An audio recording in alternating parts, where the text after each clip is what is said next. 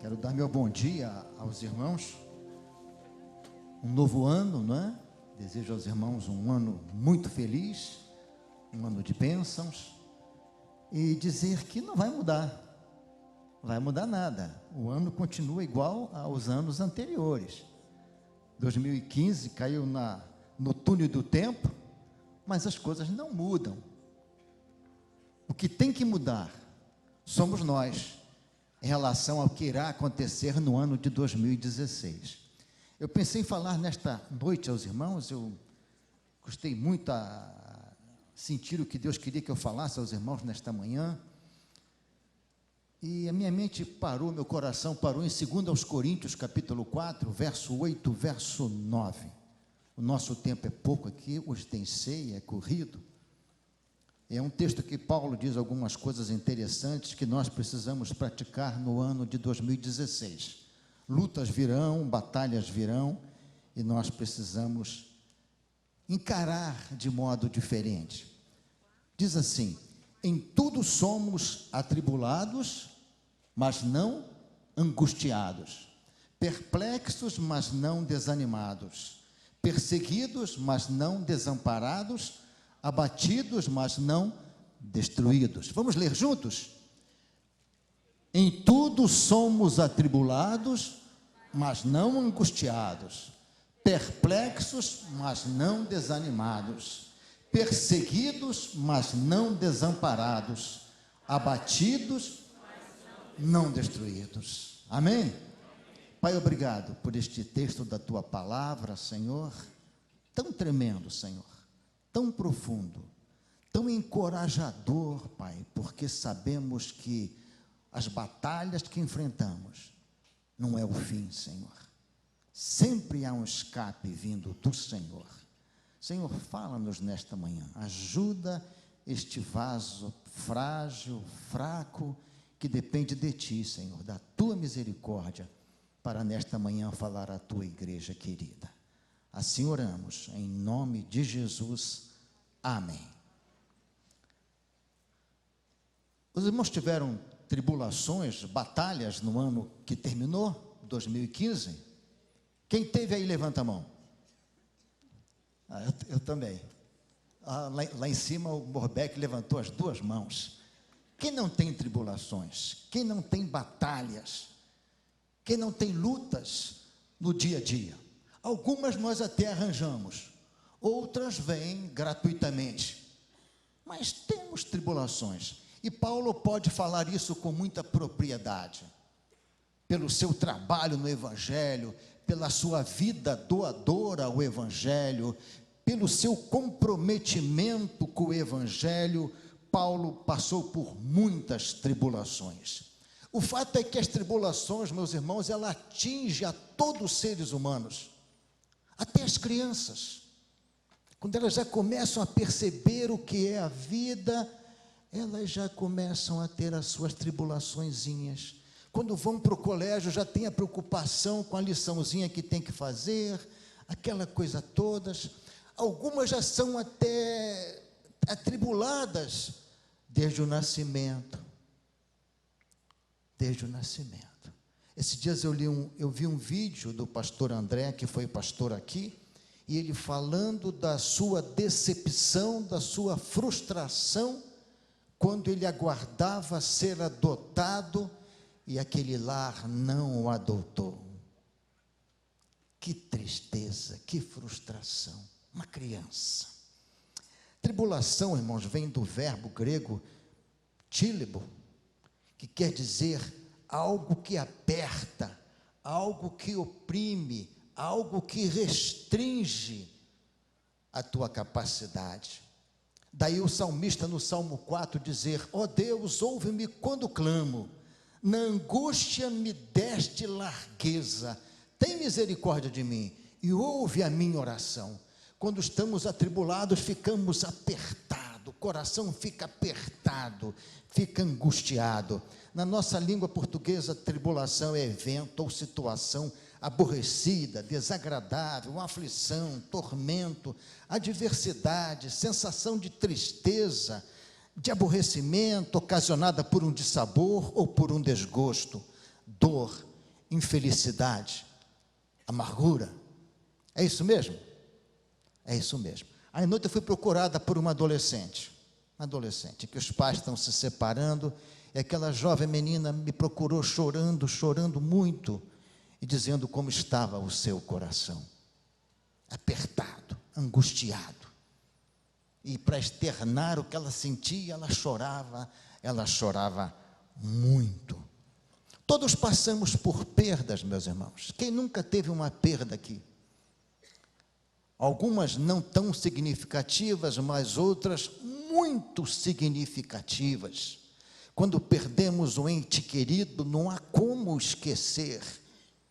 Eu costumo dizer que quando perdemos alguém muito querido, a dor, a ferida da perda até fecha, ela cicatriza. Mas as cicatrizes da lembrança, elas nunca ficam desapercebidas. Eu lembro como se fosse hoje, o dia que a minha avózinha morreu. Eu só conheci uma avó Maria, portuguesona, tranquila, muito boa.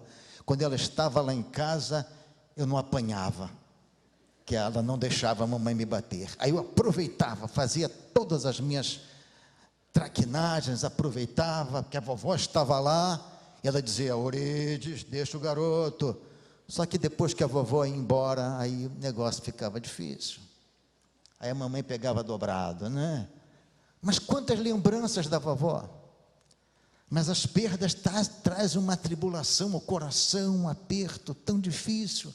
As enfermidades da pessoa amada, da pessoa querida, enfermidades de um filho, que tribulação tremenda. E como ficamos mal quando passamos por isso. Eu fico tentando imaginar, irmãos, a cabeça, o coração, a mente, as emoções do nosso pastor. E Paulo vai dizer isso mais adiante, que além dos cuidados pessoais, também o cuidado de se preocupar com a sua igreja. Além da luta dele com a irmã Cleusa, que está muito grande. Tribulação tremenda, o mar está revolto, está encapelado. A preocupação também com a igreja, com cada um. Paulo vai dizer isso mais adiante. As crises financeiras, o Brasil passa por um momento difícil. O que o Lula falou no passado que era uma marola, agora está virando um tsunami. Quem não tem crises financeiras? Quase todo mundo tem. Fico pensando no assalariado, o que é viver com, agora parece que foi para 800 e poucos reais. Crise, batalha, os filhos pedem, não tem como você dá. É doído para um pai o filho pedir alguma coisa, o pai dizer: não posso, filho, não tenho, dessa vez não dá.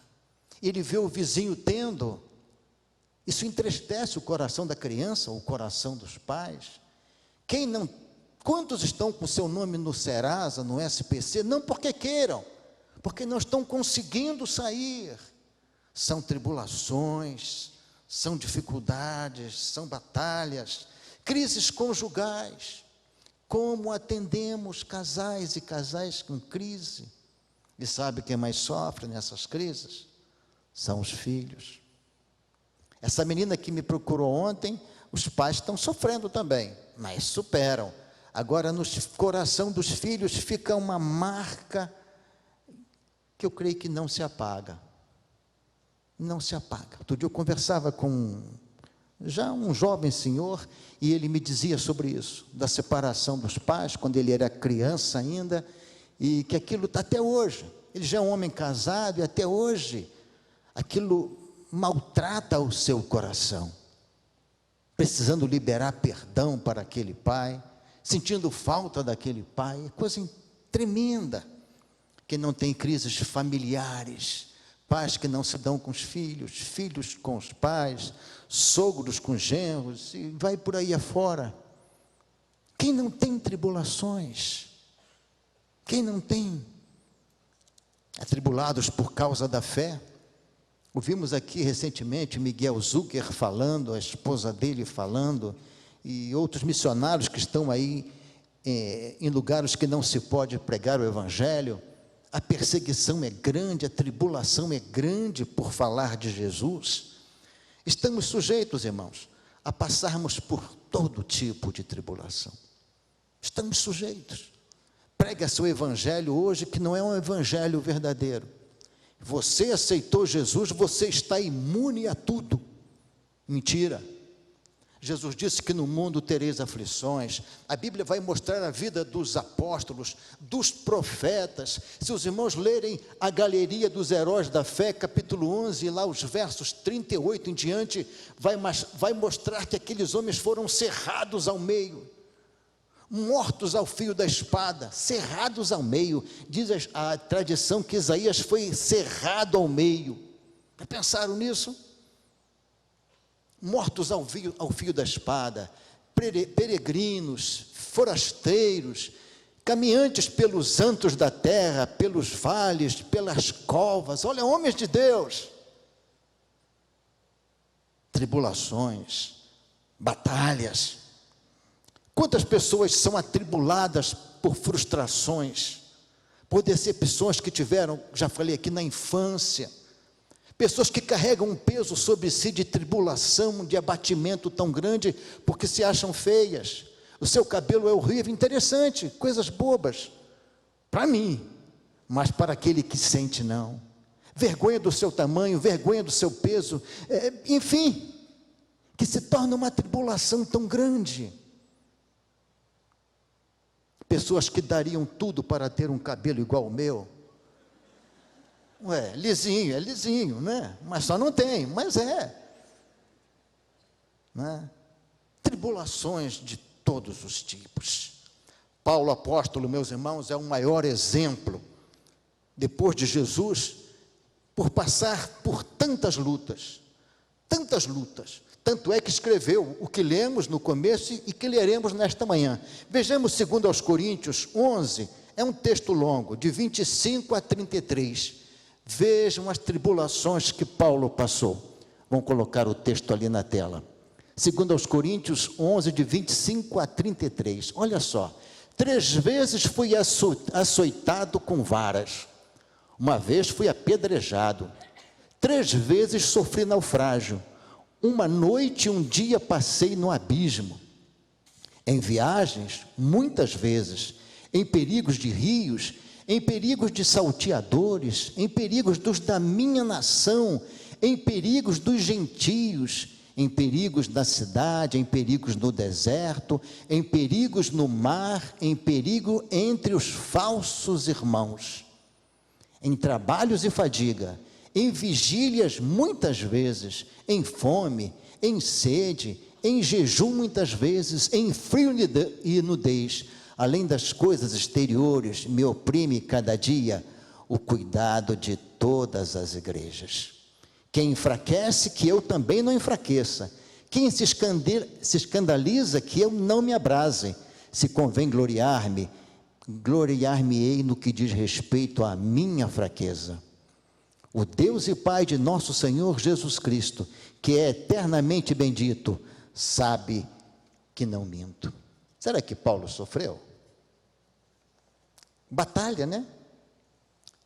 Apesar de todo esse sofrimento que Paulo, dessas tribulações todas, uma pergunta: alguém já foi açoitado aqui? Levou 39, porque eram 40 açoites menos um. O 40º não dava para não matar o sujeito. Alguém já levou uma chicotada aqui por causa do amor a Jesus? Não? Alguém já passou fome por causa do amor a Jesus? Paulo sofreu muito. Paulo sofreu muito.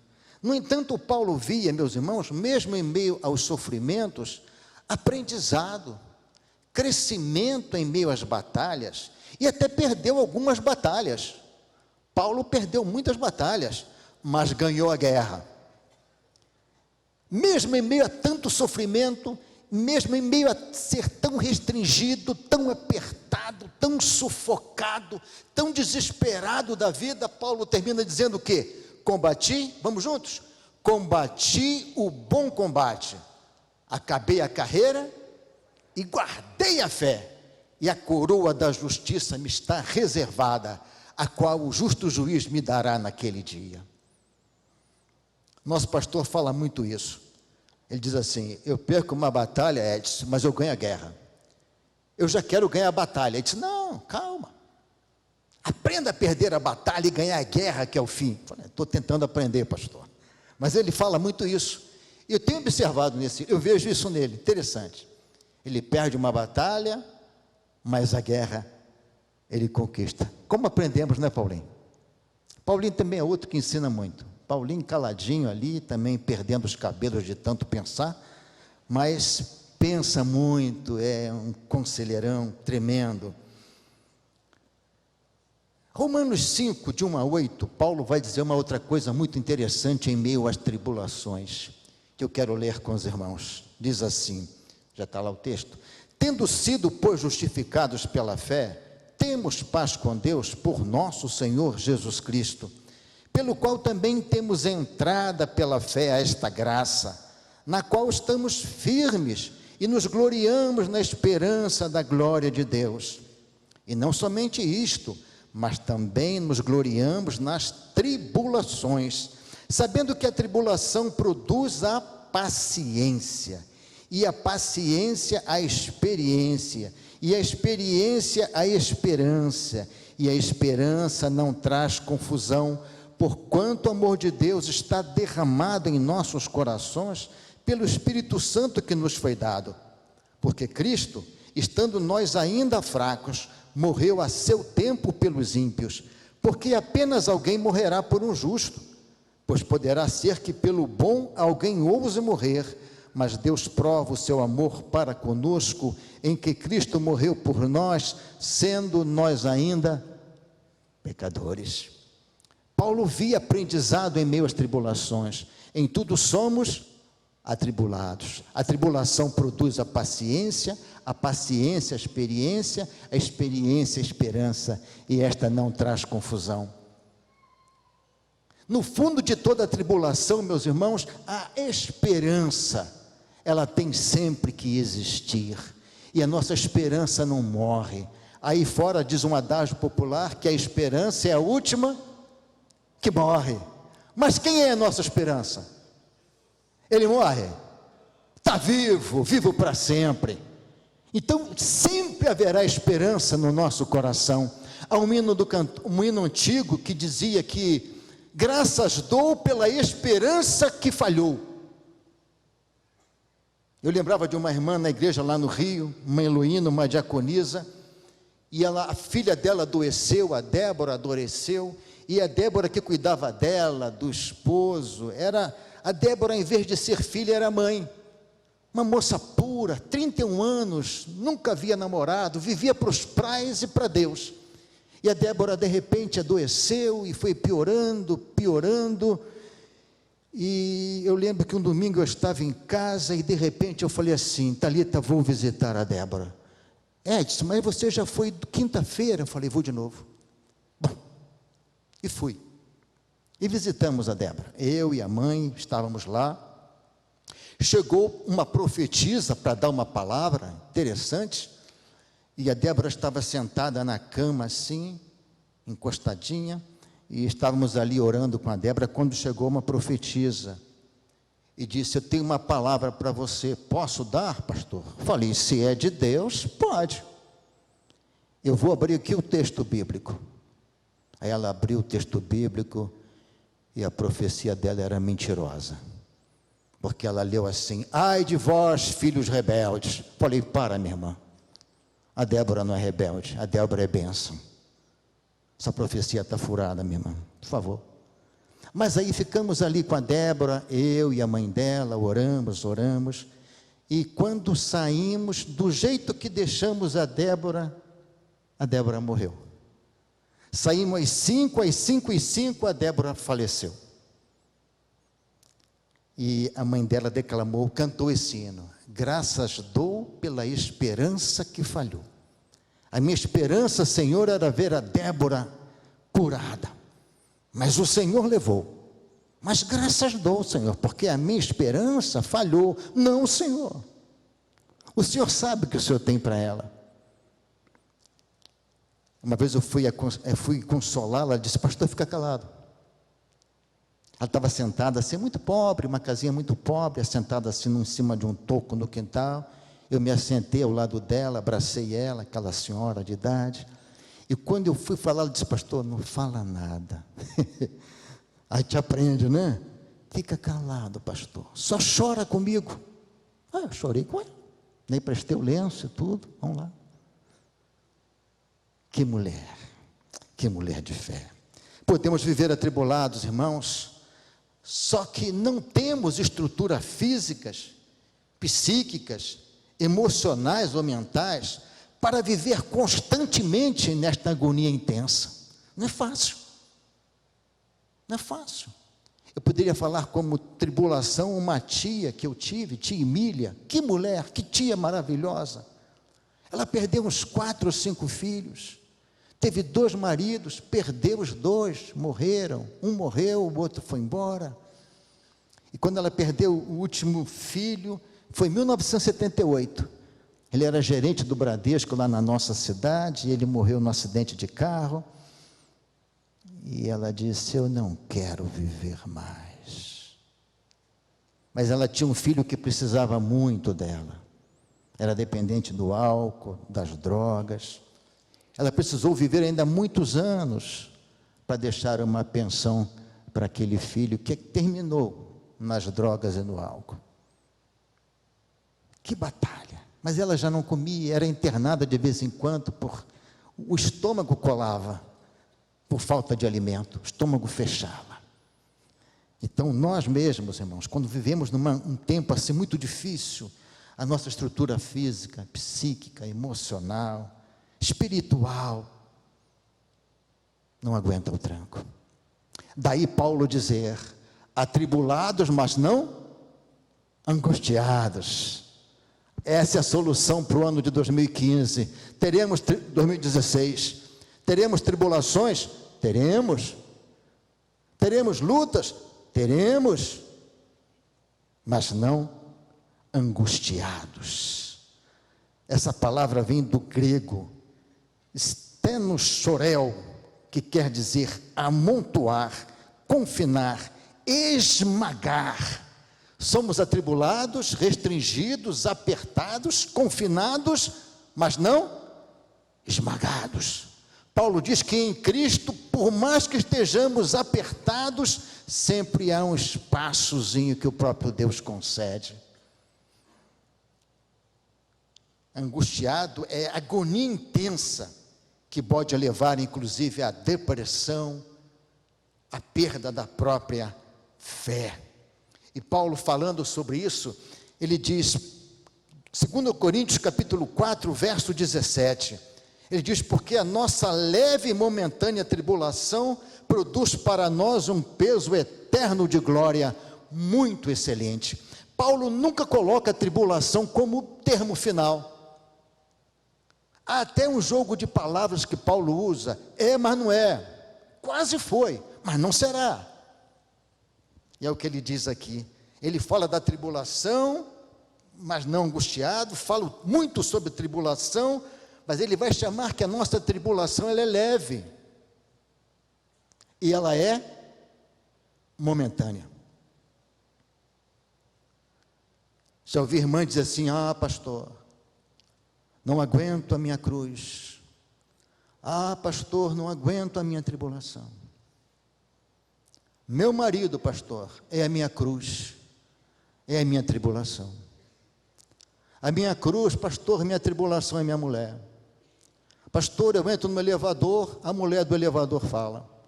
Pastor, eu ligo o GPS, a mulher do GPS fala. Eu chego em casa, pastor, a mulher fala o tempo todo, pastor. Eu não aguento mais. Parece que não vai acabar a minha tribulação e a minha luta. E Paulo diz ao contrário. Paulo diz que a nossa tribulação é leve e momentânea. E produz o quê? Um eterno peso de glória. A tribulação é leve. Paulo diz que ela produz um eterno peso de glória. Paulo diz que ela é momentânea, ela é passageira. Por isso que somos atribulados e não angustiados. Paulo diz mais ainda, Jesus fala no capítulo 14 de João, verso 1, ele estava sentindo a tribulação do coração dos discípulos, a tristeza, eles estavam conturbados. Então Jesus diz o quê? Não se turbe o vosso coração. Não se turbe o vosso coração. Credes em Deus e crede também em mim. É as soluções que temos, irmãos. É o modo que nós temos de enfrentar 2016 diferente. Não vai mudar nada. Pastor pessimista, né? Não, realista. Me permitam, mas é realista. Eu não gosto daquele evangelho triunfalista. E pisa na cabeça da serpente, e faz isso, e faz aquilo, porque Satanás está isso, está aquilo outro. A Bíblia não ensina assim, irmãos. Geralmente com relação a Satanás, o apóstolo Judas diz que quando o arcanjo Miguel contendeu contra Satanás, não usou palavras de maldição, porque sabia que ele era um ser criado por Deus, não como demônio, mas como anjo. Mas disse: o Senhor te repreenda. O Senhor te repreenda. Eu não gosto desse evangelho triunfalista. Vai ter vitória, vai ter mesmo. Não, realista. Mas sabendo em quem nós temos crido. Então nós somos atribulados, mas não angustiados. Nós cantamos aqui o que diz assim: porque todas as coisas contribuem para o quê? Para o bem daqueles que amam a Deus, daqueles que são chamados pelo seu decreto. Para quê, irmãos? Que tudo contribui. Você perdeu um carro, te roubaram um carro, aí isso vai contribuir para mim ganhar um carro melhor. Sua casa caiu, tomara que não caia, vai contribuir para você ter um palacete? Não. O verso de baixo completa: para sermos conforme a imagem de Cristo. As tribulações, as perdas, elas acontecem dentro do propósito de Deus para que eu seja parecido com Jesus. Daí nós somos atribulados, mas não angustiados a ponto de perder a fé. Tem pessoas que têm tribulação, uma enfermidade, é incrível, irmãos. Está orando, Deus não cura, eles vão para a Umbanda, vão para o Espiritismo. Nós atendemos pessoas assim. Eu atendo pessoas assim. Nós tínhamos um casal de irmãos aqui muito querido, tive o privilégio de discipular o irmão Algacir, que chamávamos carinhosamente de Chulipa. Ele era muito difícil, e quem amansou ele foi o pastor Nassif. Depois que ele já estava amansado, eu entrei com o discipulado. E ele ficou doente, já não andava na cadeira de roda, e eles tinham um apartamento em Camboriú, e ia com dificuldade. E um dia ela desceu com ele para dar um passeio na praia, e um senhor do prédio disse: a senhora sabe que eu posso curar a doença do seu marido? E ela disse: não, eu posso. A senhora é crente, não é? Eu disse: sou. E não está conseguindo a cura do seu marido? E ela disse: não, não estou conseguindo.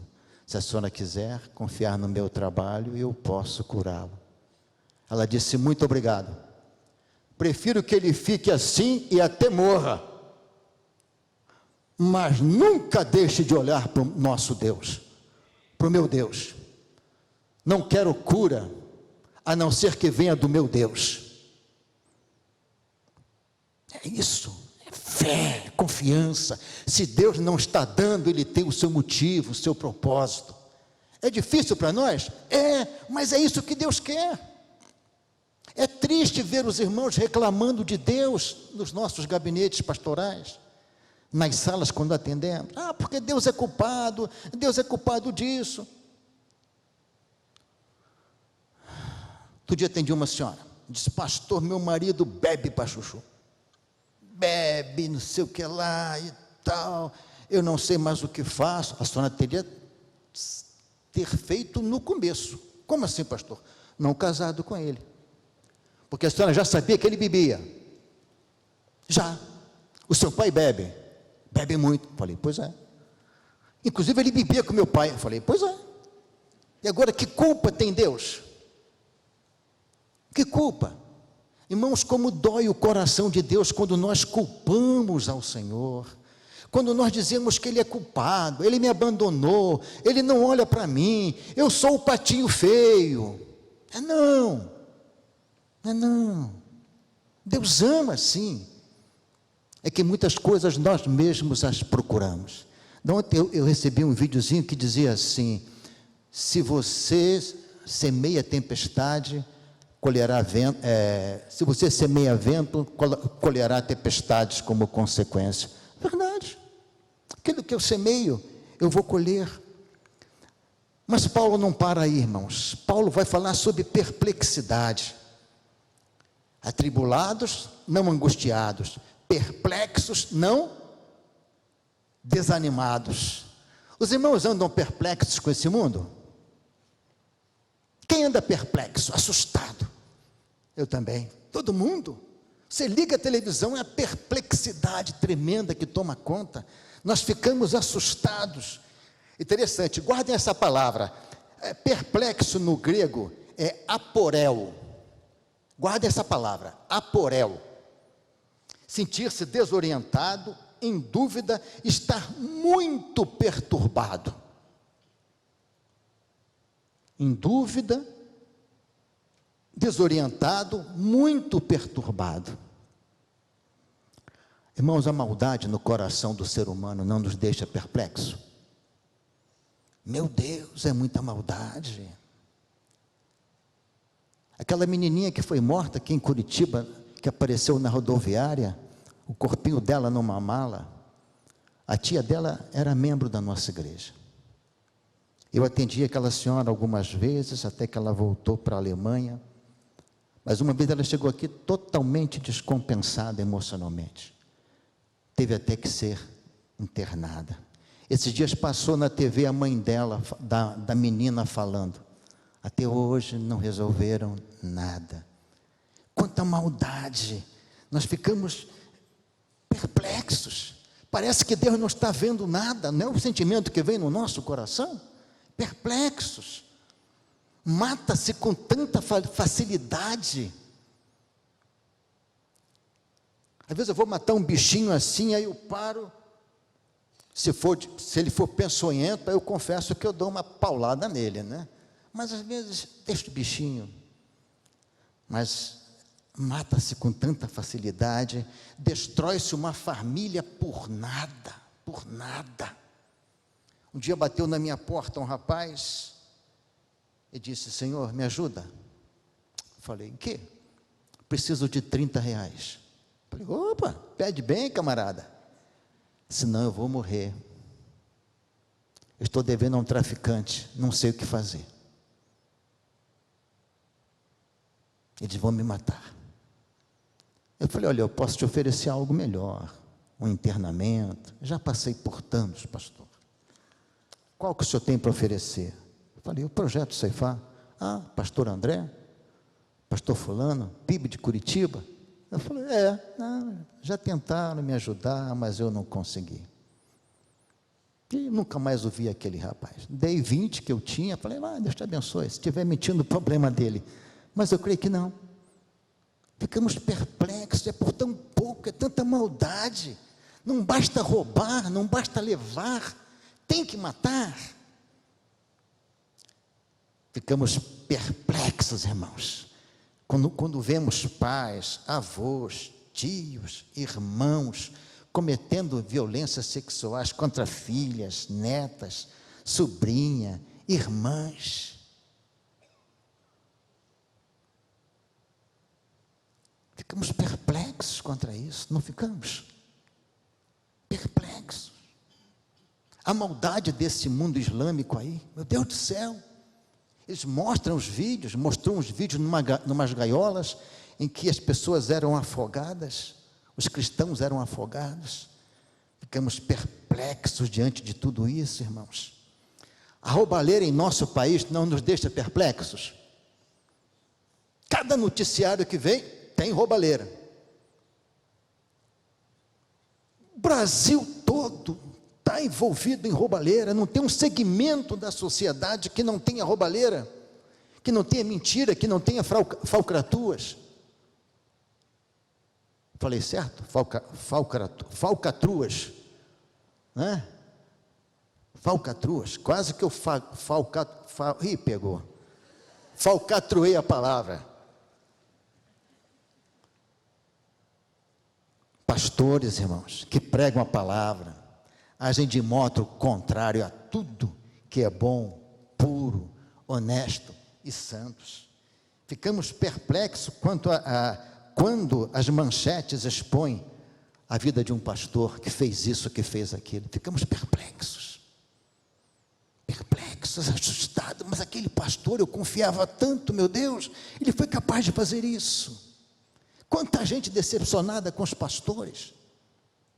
Eu acho que hoje em dia uma das classes que mais caiu em descrédito no povo, que o povo confiava muito e caiu em descrédito, são as 3 classes que começam com P: políticos, polícia, pastores.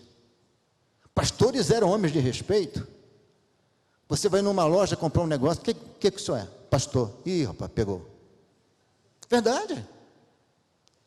Pegou. Ficamos perplexos, porque não era para ser assim. Não era para ser assim. Era para ser como Elias, que a mulher de Sarepta disse: vejo que na tua boca a palavra de Deus é verdade. Como Eliseu, que quando passava a sunamita disse: eis aí um homem de Deus. Este é o homem de Deus.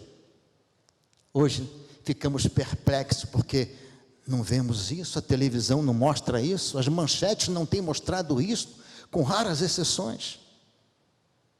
A nossa igreja, irmãos, não é perfeita. A nossa igreja tem defeitos, tem falhas, mas deve agradecer muito ao pastor que ela tem. Amém? Amém. É honesto, é íntegro, é capaz, é íntegro, integridade, inteiro. E o nosso colegiado também, graças a Deus. E se sai do que é certo, é chamado. Não fica. Graças a Deus nunca tivemos isso, graças a Deus.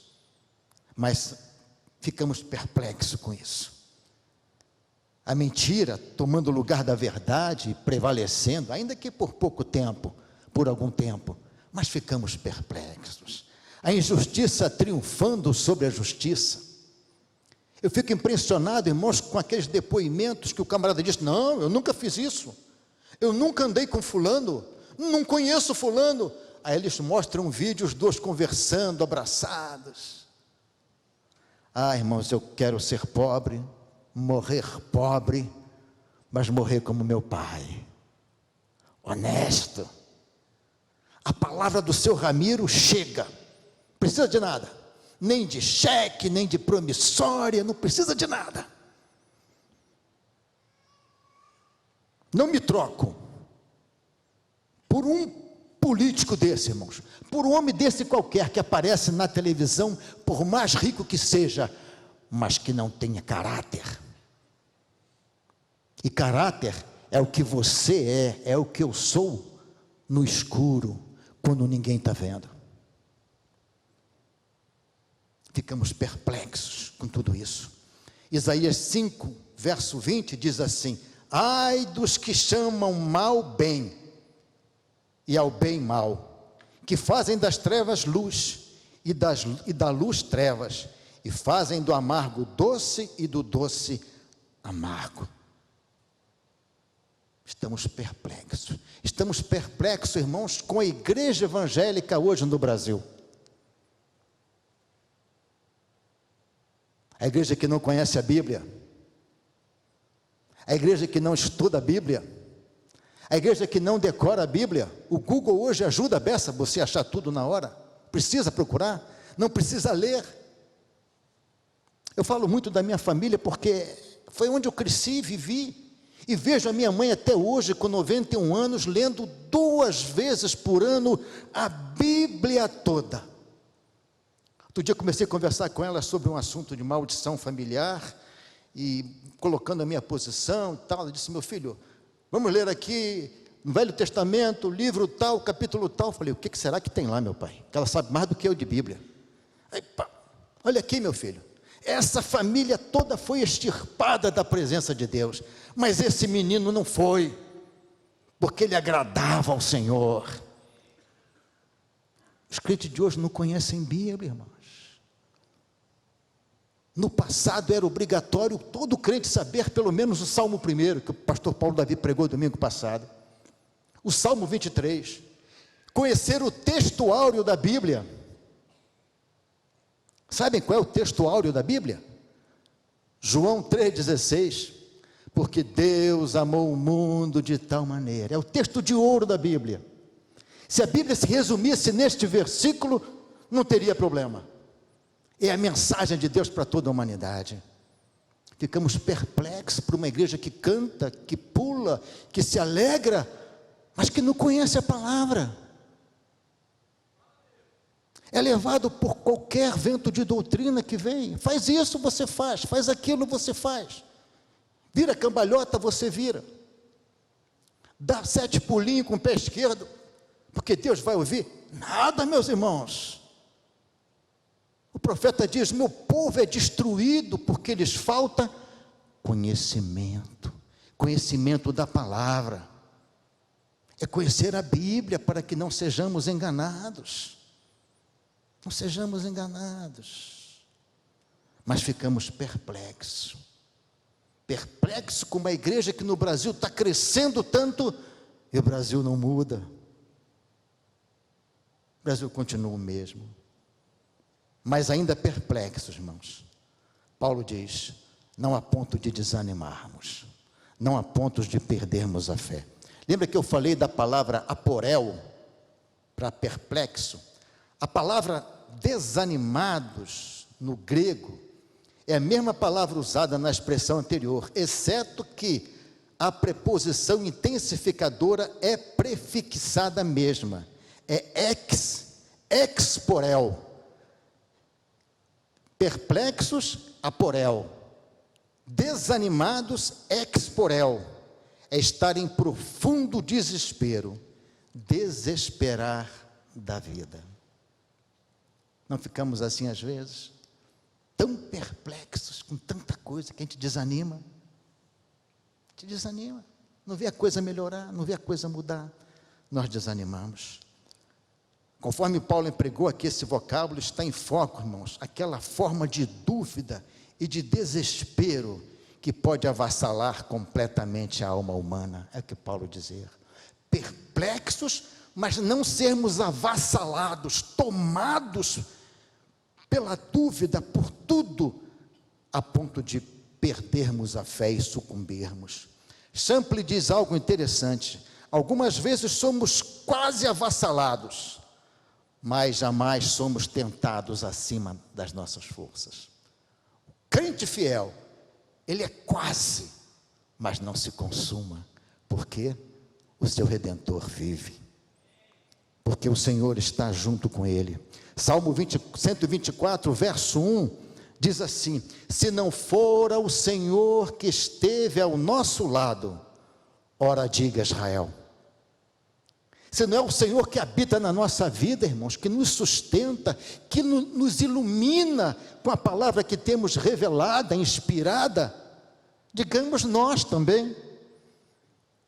1 aos Coríntios 10, verso 13, já estou terminando, diz assim: não sobreveio tentação alguma que ultrapassasse as forças humanas.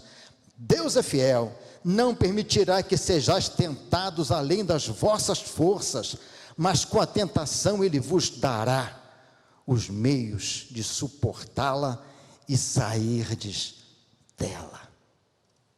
Vou deixar os outros 2 pontos para uma outra oportunidade. Perplexos, mas não desanimados. Há um hino no Cantor Cristão que diz assim: muitos que corriam bem, não mais contigo estão. Outros seguem, mas também frios, sem amor estão. Mais ou menos assim. Muitos que corriam bem não correm mais. E outros que correm, correm desanimados. Porque ficaram perplexos diante de tantas coisas, diante de tantas tribulações. Que 2016 nós possamos enfrentar assim. Que nós sejamos a diferença para 2016. Atribulados, mas não angustiados. Perplexos, mas não desanimados. Porque sabemos em quem temos crido. Porque sabemos e podemos dizer como Jó: eu sei que o meu Redentor vive e por fim se levantará sobre a terra. Amém?